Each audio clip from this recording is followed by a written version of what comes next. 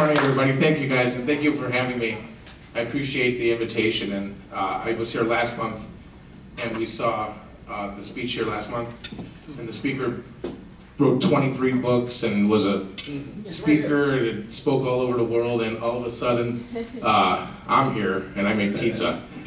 So, you know, I hope I live up to some of the quality of the speakers that you've had here prior. Real quick, excuse me.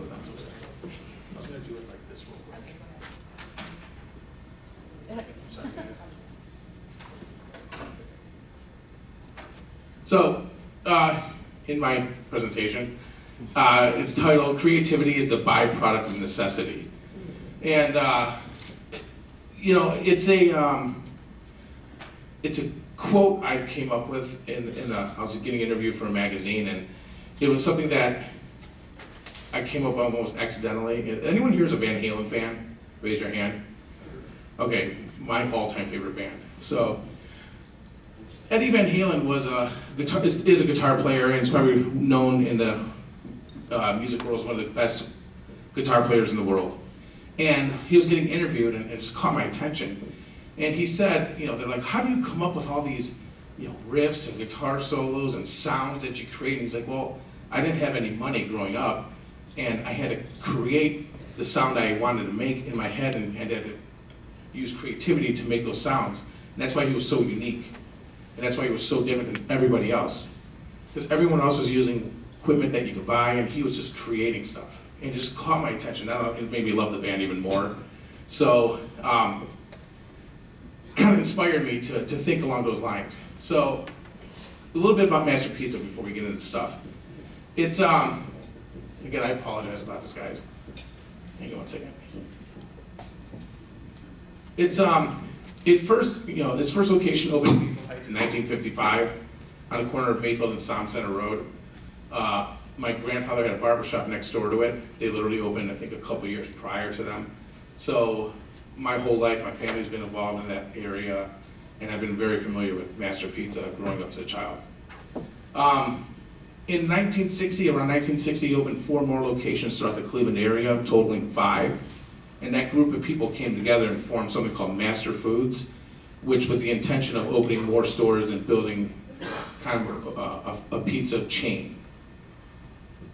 At its pinnacle, Master Pizza reached 42 locations, and while reaching 42 locations throughout the area, it became one of Ohio's first pizza franchises. I'm not going to lie to you, I'm really upset I don't get to use my laser pointer. They're on their way over. You know, and that was you know, if you think about what we deal with today, with cell phones, computers, POS systems, that, you know, I could literally sit in my office and I track all the stores, what they're doing at every cash register, all the video cameras. These people were doing it with nothing, with, you know, landline phones. Quite impressive, very impressed, and I'm astounded like how much they were able to accomplish and how far they got. In 1985, the parent company, Master Foods, went defunct. The company split up. There was, I guess, a disparity between recipes and the direction of the company. And I always ask my father what happened. And no one knows the exact story of what happened, who, what, when, where, how. But it doesn't matter. It split up. And if any of you are from Cleveland, remember Pizza Bazaar? Does anybody remember the name Pizza Bazaar? That's what half of the company formed. They left Master Pizza, became Pizza Bazaar, which over time every single one of those stores folded and, you know, closed up. By 2000, all the locations closed except the original location in Mayfield Heights. And that's when my family took over in 2001. We purchased from the original owner. I've been pizza my whole life, and I was actually finishing college. And my dad asked me how serious I was about owning a pizza place. And I said, you know, it's all I want to do. I don't want to do anything else. I don't know how to do anything else. It's what I want to do. And so we bought it. The original owner was retiring. And he told my family, and we bought it. And my dad said, if you're going to do this, this is the one to buy. Because I'll never forget him saying, the phones will ring from day one. And I truly appreciate that saying now as we open stores. Because, you know, you open a store, it's hard. So phones rang from day one, and we took over July 1st, 2001. And with that in mind, when we opened that store or took over, I always had the vision or the desire to open more stores. I never wanted just to have one little pizza shop. Not that, it was very busy. It was a very profitable store, and we did very well. But I always wanted more. I always wanted to build something. I always felt like I always want to keep running the race. I don't ever want to cross a finish line. So one of the things I always talked with my father was building it again to its glory days. 42 locations is something I always wanted to build it up to again. And so with that in mind, my father used to always say like this. He'd take his hands and put it like this, and he would say, "Go ahead, go. I'll catch you if you fall." So with that backing, sure. So with that backing, I was able to have the confidence and the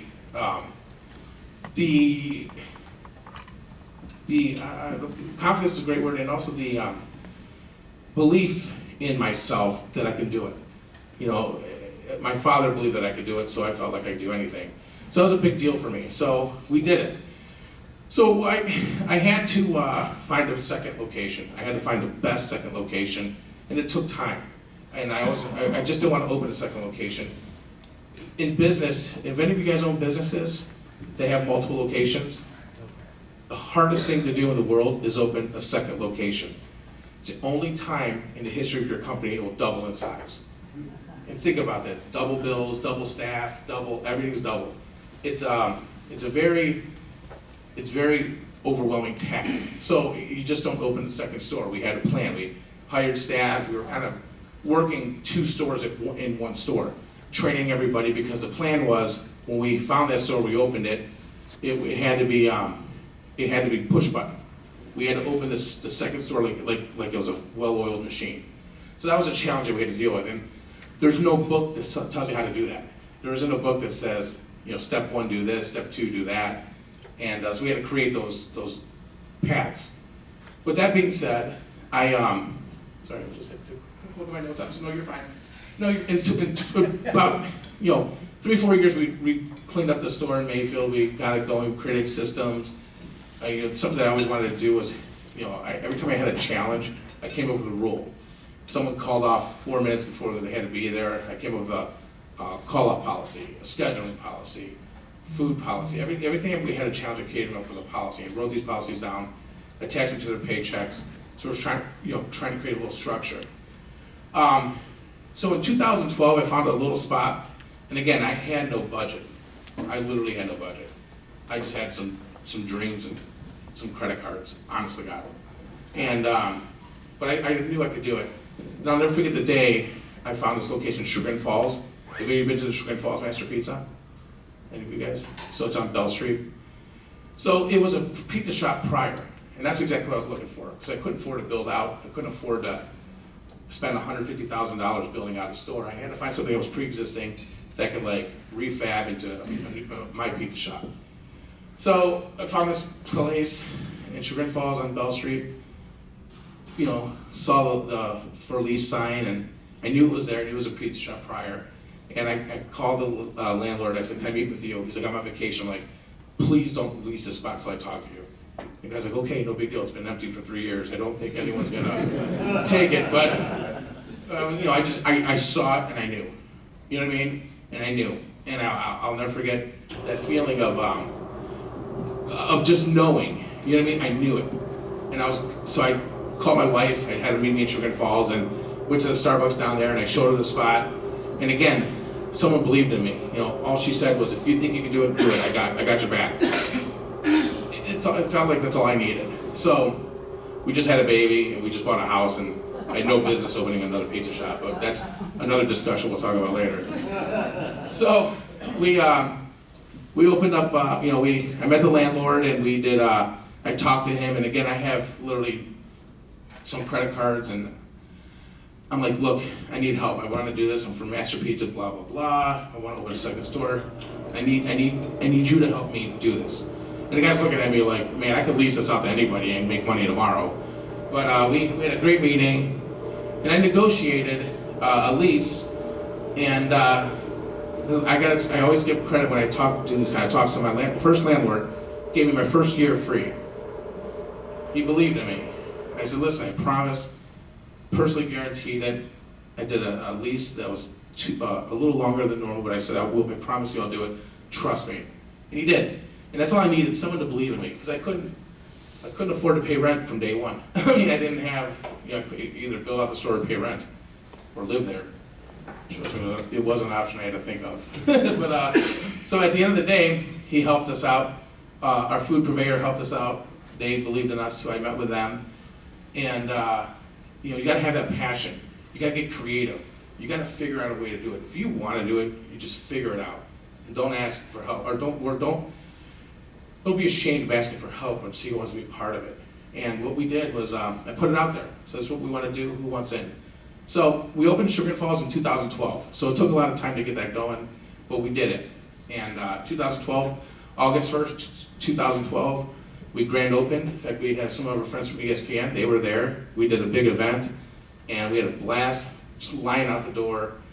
And it was so rewarding to see that store open, and to know, I don't measure success by money at all. I measure it by the things that were in my head. I remember sitting outside the store looking in, seeing exactly what was in my head happening. And that was the most incredible feeling I've ever had in business my whole life. It was awesome. So it's important to know that part of the story, because it took a lot of time to happen, and it took a lot of belief in what we were doing to happen.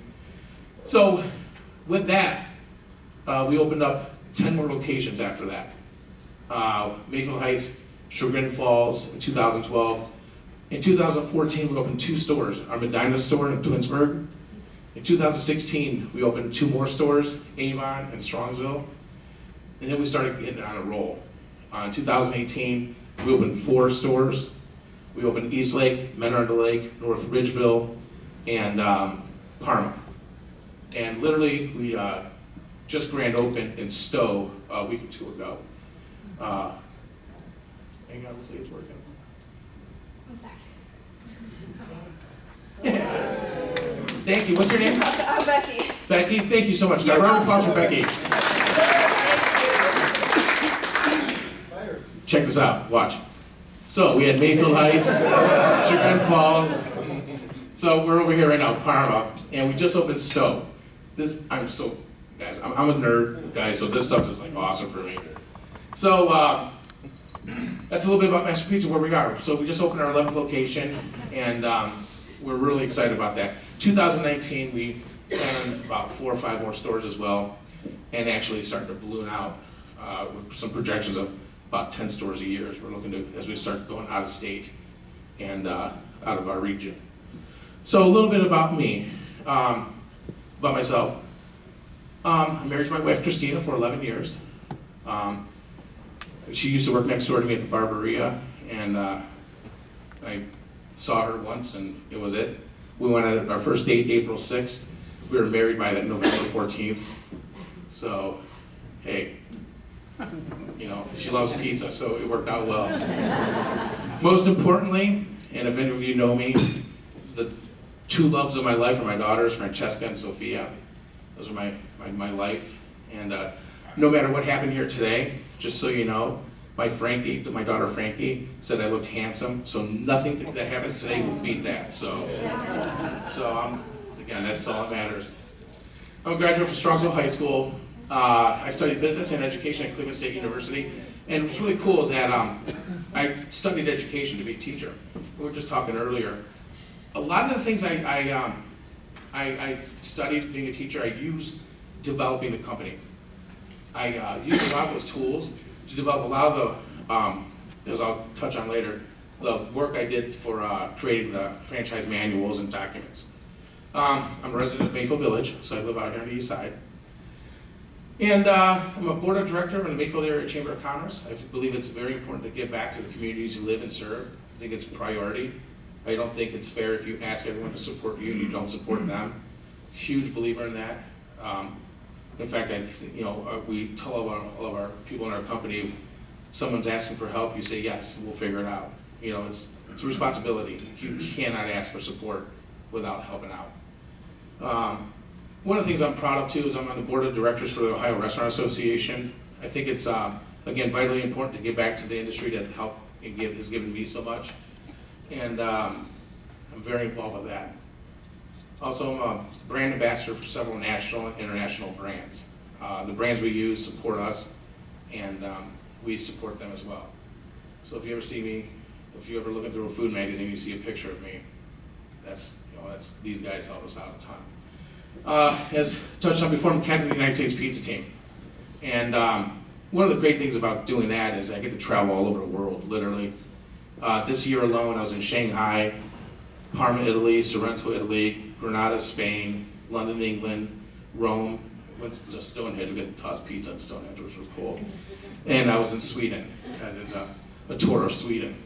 It's so cool. I mean, I literally have gone, this is just this year, last year, 2018, without plus several states, cities throughout the United States.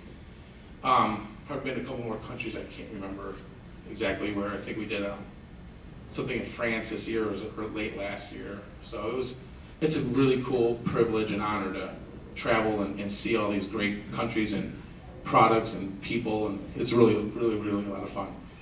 I was also elected to the Pizza Hall of Fame in 2015. You know, I had dreams of being one day in the Baseball Hall of Fame, but hey, I'll take this, but can't have it all, right? So, also, we just talked about earlier, Galbani Professionale, it's a cheese company. Galbani is from Italy. It's a company we use, 100% provolone cheese we use in our products. And when they launched the product, the Professionale, I was a spokesperson for that development and marketing. So we were very proud of that, something that has taken me all over the world as well. And it's a big, huge company out of Italy. And we're really proud of working with them hand in hand. It's a cheese we use on our pizzas too. And in those food shows, if you could see, I'm not trying to be funny. You see this thing right here? It's a big picture of me. I think it's like 30 feet by 15. And we just ended the campaign with it. So the guy called me. He's like, "What do you want to do with it?" I'm like, "I don't know. I've never thought of that." So they sent it to me. And I have this huge picture of me in my office, but I thought it's kind of funny. But yeah, it's really cool to work with companies like this that support us, and everything's a phone call away. Hey, we need help with this, and they help out a ton. Industry accomplishments. This is one of the things I'm most proud of, and we, I made the cover of PMQ Pizza Magazine. It's the biggest pizza magazine in the world. It's literally an international pizza magazine. It's spread out to hundreds of thousands of people. As you see, one of the things I love is that my daughters are on there with me. This is Frankie and Sophie, and they're the best. I mean, they'll control this room if they were here. But I'm proud of this. One of the most proud of things is because even though I'm on the cover, and I'll tell you why I'm telling you all this stuff shortly. This is about, if you read the article, it's about the team we have at our place. And it was so cool. I made sure that everyone in our team got involved in the article. I really wanted to make sure everyone was mentioned and pictures of them, because it was a team effort. It's a team effort to do what we do. No one does it alone. If they do it alone, they fail fast. So industry accomplishments, and the thing, we were named 2018 Top 50 Business and Smart Business Magazine last year. I thought that was a huge compliment again to our team and to the people we work with. It's very important, again, to have the people around you that are smarter than you and that know what to do, and you just surround yourself with people that motivate you, and we have that at our company. Very high energy company. One of the things we have in our company, we call it BASF. Do you guys remember that commercial, BASF? We don't make the products you buy, we make the products you buy better. So anytime anyone has an idea in our company, we challenge each other and say, well, it's BASF it. How do we make it better? We just don't take that first idea and say, let's go. I don't want to say we fight, but we argue back and forth. What if we do this? We try that. And so we build an idea to something that's, I think, incredible, and that's where we are today. So that common discussion has really helped our company. So how did all this happen? And again, I'm not telling you the stuff to pat myself on the back or look at me. I'm not that guy. I swear to God, I'm not. But I think it's important to let you know of stuff that's happened, because, with creativity, at the beginning of our speech says, is a byproduct of necessity. None of this would have happened, if we didn't think, if we didn't create, if we didn't think out of the box. First time someone said no to me, I would have been like, oh, man, that's terrible. I can't finish my dream. So, it's so important to think out of the box and to go for it. And one of the things I want to talk about too is some of the tasks that happened. And like when we took over in 2001, and like we said earlier, I had the vision to rebuild the company. Shop was doing well, but it was doing well because we were working day and night, and we took it to another level. That's how it happened. Blood, sweat, and tears, elbow grease. All those things are true. I remember working a double shift, morning and night, staying after to make dough for the next day because we're busy, and not being upset, but being excited because we're building a business. If you don't have that feeling every day, you gotta get that flame going every single day. Because one of the things I always tell myself or tell people in our company, the leaders in our company, I would say, pretend that there's a camera on you 24/7. There's always a camera on me. Think like that, and so you just work 12 hours, 14 hours, and now you got to stay another 5-6 hours to make dough. If you go, oh, I can't believe I gotta do that, well, you just set the tone. We want to change that tone. We want to change the culture, so we get excited. Yeah, man, we're excited. We got, we have, big orders tomorrow, so let's get ready. We'll set up the morning crew, and we're ready to go. One of the things I always say is, there's nothing that coffee can't fix. Okay, so, we're ready to go at any time. When we started getting going, I had literally $0 for a budget to grow the business. I couldn't buy radio, I couldn't buy TV. I had no options. I had no options. I had to get creative, and I had to get creative on how to build and get my business some exposure. And I just had to figure it out. And that's when I started competing in 2012 in various pizza competitions. It was a way to get my name out and a way to get out there and to meet people who were doing the same thing that I wanted to do in the industry. It was important to get out there and meet people doing what I wanted to do. So it was very important for me to get out there and meet these people, talk to them, open their heads and pour it into mine. And that was the intent. And I wanted to also win a competition and to get exposure, be on the news or get interviewed and try to get some earned media, because I couldn't afford it. Honestly, that's the whole motive of getting behind it, and plus the passion. I think as entrepreneurs, we're all competitors, and we all want to, I don't want to say beat each other, but we want to keep growing, and we want to be better. So I believe competition is a great avenue for myself to get those competitive juices out. So it's my first pizza competition. If you read my resume and I tell you this, I took dead last. I mean, I didn't take last. Like there was last and then there was me. I took dead last. It was like 20 points behind the person in front of me. But that was okay. That only got me motivated. It only got me going like, okay, like I see you, let's do this. So I went back to the drawing board, started making pizzas, getting creative, started experimenting with ingredients, started learning about combinations and flavor profiles, and I started teaching myself a whole bunch of a new world. So in January 2013, I placed, I placed second in the nation at NAPIX. It's a show in Columbus, Ohio. Competition on 75 competitors throughout in the show, throughout 30 states in the country were represented in this competition. I took second. That was a big deal for me. That kind of put me on the scene, if you will. They got us out there, got our name recognition. Never forget. I got a press release. I sent it out to every news buddy, everybody in the news, everybody radio, TV. And I got some calls and started getting some interviews, and it was really cool. And I'm like, okay, I see how to do this. Let's do this. And our store blew up. It just blew up. And in March 2013, that same year, probably about 2-3 months later, I won a non-traditional category at the International Pizza Challenge in Las Vegas, which features 75 of the best pizza makers in the world. It's an international competition, and I tell you what, like I was excited to be there and to win it. Again, that was just blew us up. And that was a big deal for us. That put us on the international stage. This little pizza shop from Cleveland, Ohio. We beat people from Italy and France and all over the world, literally in this competition, and that was a big deal. And that was one of the things that elevated us to a higher standard, if you will. So, again, how all this happened is so important. After the win in Vegas, I was invited to join the U.S. pizza team, and I'll never forget. So we just had a baby, our first daughter, Frankie, and my wife was, dealing with the infant, and I was gone in Vegas for a week or so. And I was home for, I get a call, probably like 3 days after, from the United States Pizza Team director, and said, how would you like to go to Italy with us? Do you have a passport? And I'm literally sitting on the floor, I'm gonna forget it, we're watching TV with the baby. I'm like, yeah, yeah, I'll call you later. And my wife's like, what was that? I'm like, nothing, we were just pizza place. I'm like, oh my God, how am I gonna tell my wife I just got home, we have an infant, and I gotta go to Italy in 3 weeks, you know what I mean, like, or 2.5, 3 weeks.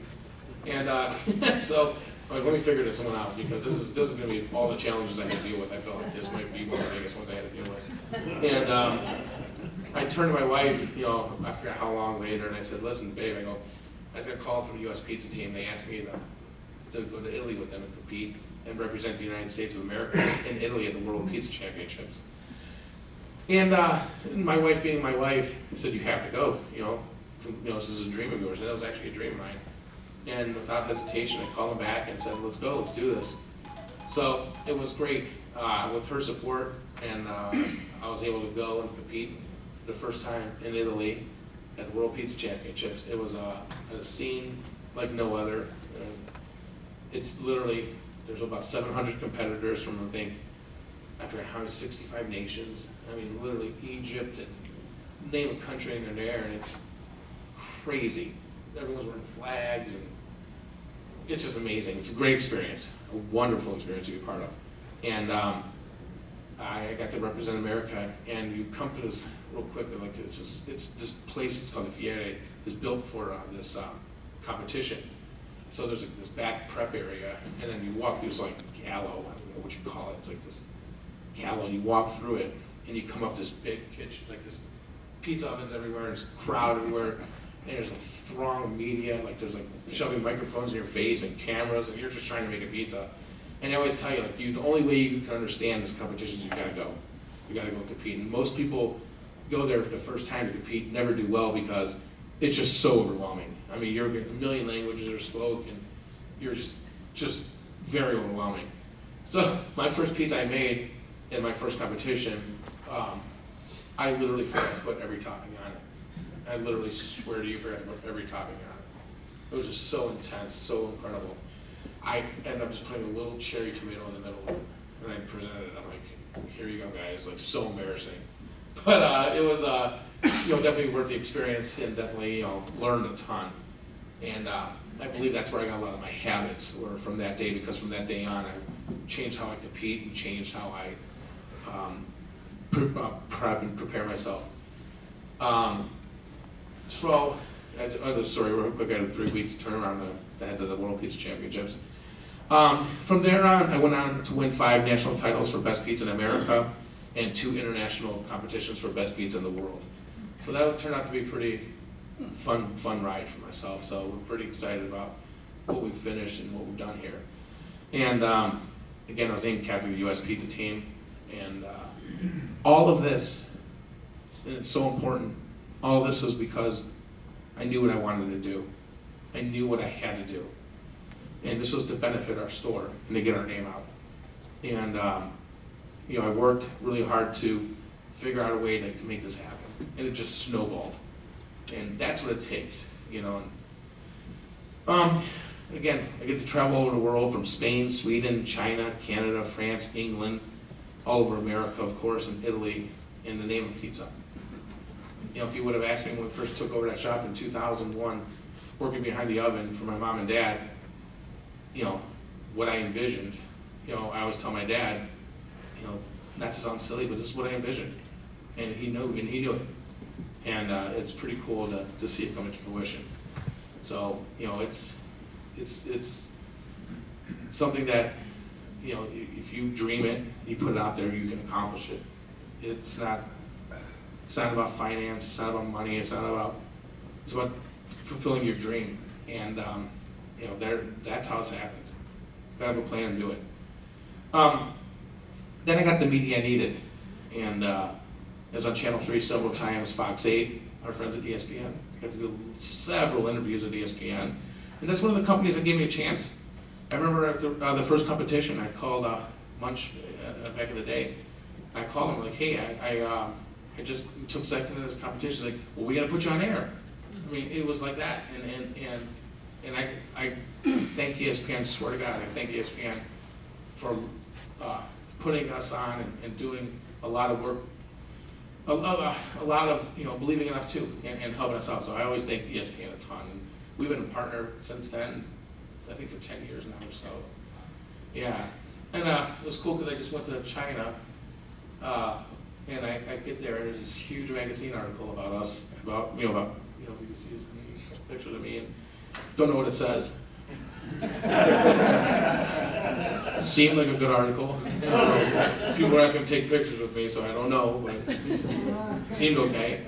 And again, several magazine articles, several times on the news, this, that, whatever. Again, I don't show you this to say, look what it's about, you can do it.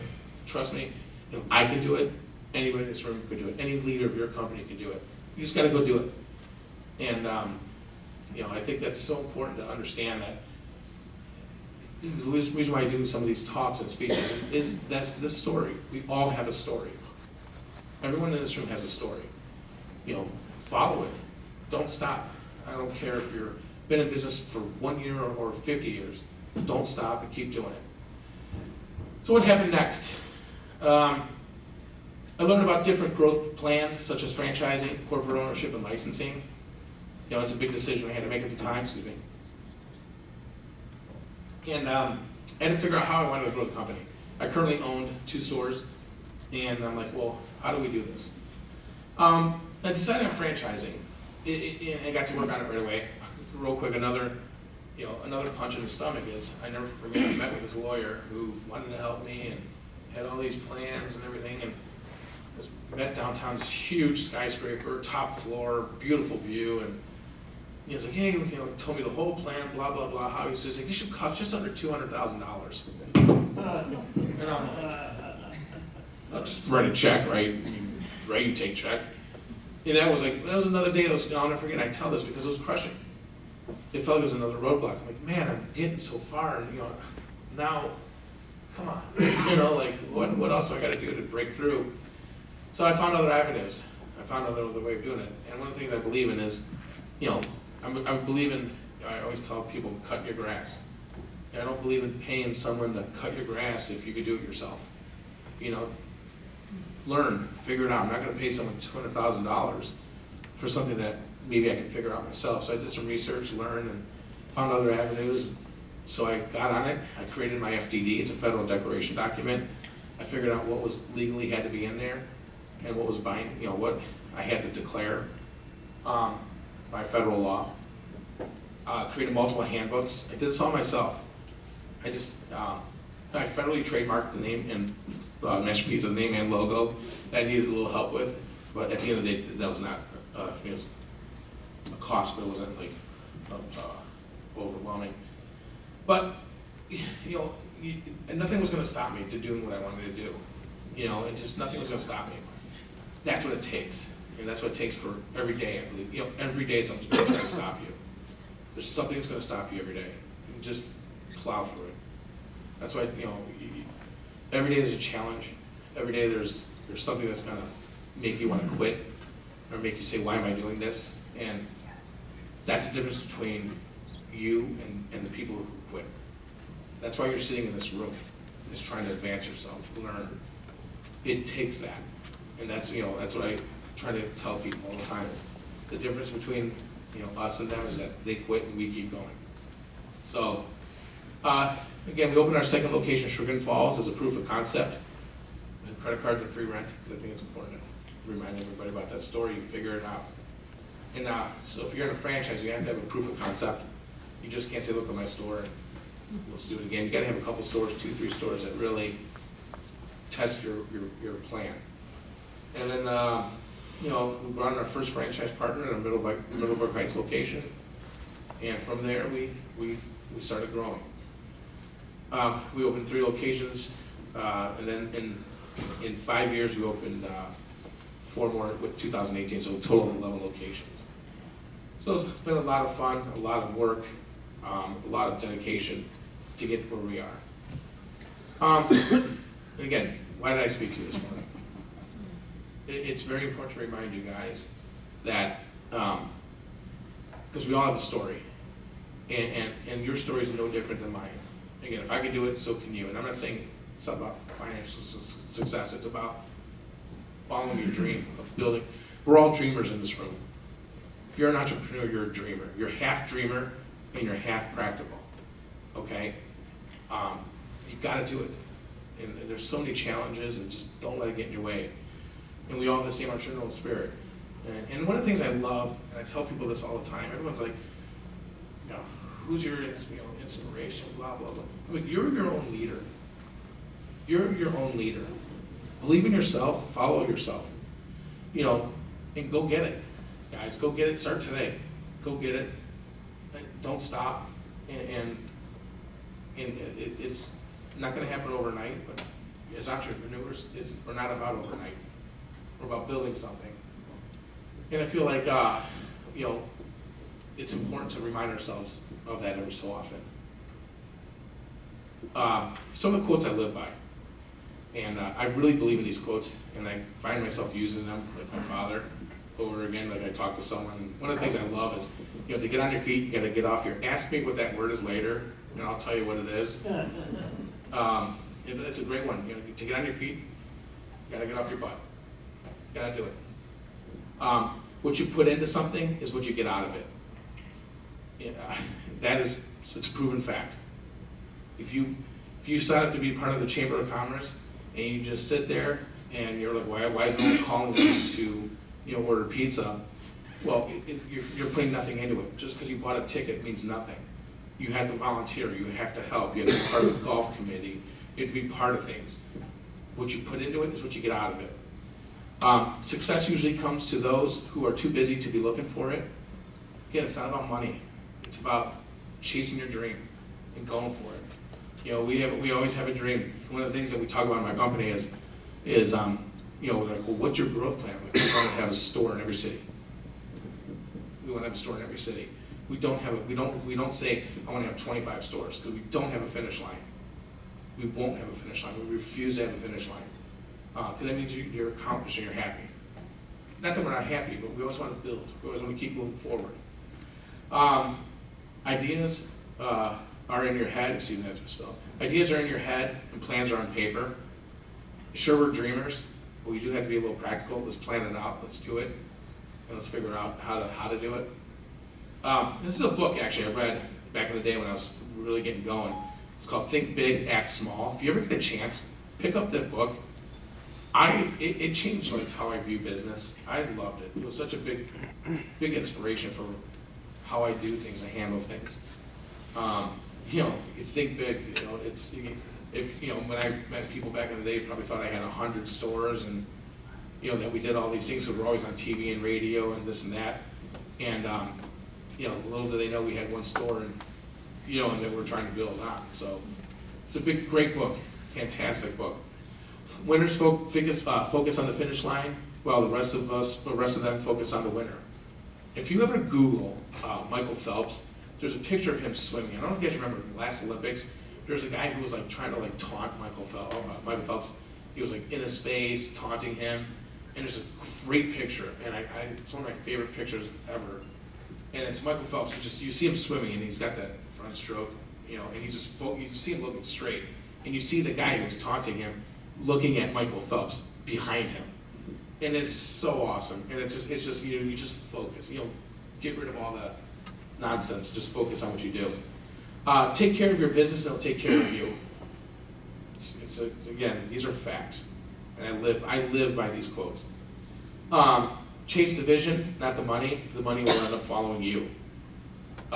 This one's great. I love this quote. The last 10% it takes to launch something takes as much energy as the first 90%. That is so true. It is so hard to finish something. And as a leader, I feel like it's one of the things we have to do is finish that last 10%, because it gets tired, you're tired, you don't want to do it. There's a million reasons not to finish. There's probably a couple to finish strong. And some people dream of success, other people get up every day in the morning and make it happen. You gotta do it. Again, we all have the dreamer's disease as entrepreneurs, but we have to go do it. We have to go up every morning and do it. Remember, coffee can fix everything. So anything that is measured is watched and improved. I love that quote. We track everything in our company. Everything gets tracked. Everything. We literally track everything, and we improve.